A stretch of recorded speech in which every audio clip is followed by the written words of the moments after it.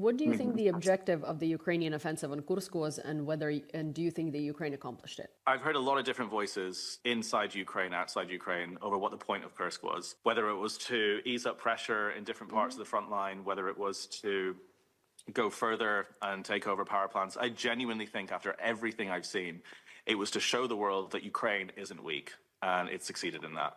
Russia has been putting out propaganda since 2022 that Ukraine can't win this war. That's all they really have, because Russia actually can't win this invasion. So they want to convince everyone else in Europe that this country is weak, that this country is pathetic, that this country can't fight back, and this country isn't worth supporting.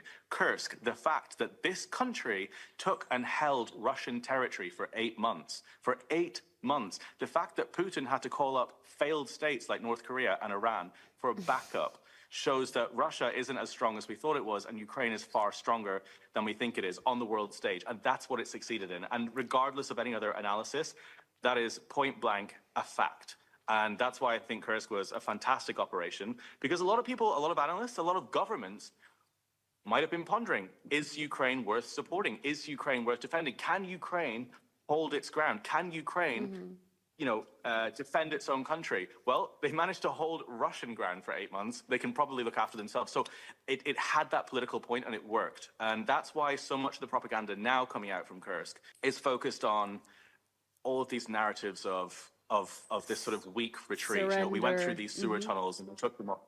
Surrender. They didn't want to fight anymore. They dropped their weapons. They ran like rats. I watched the Russia Today report broadcast the second they took back Suja, and it was like, they ran like rats. They were, they were weak. And it was all about that, because that is the opposite of what the message that Kursk created was, which was that Ukraine is strong.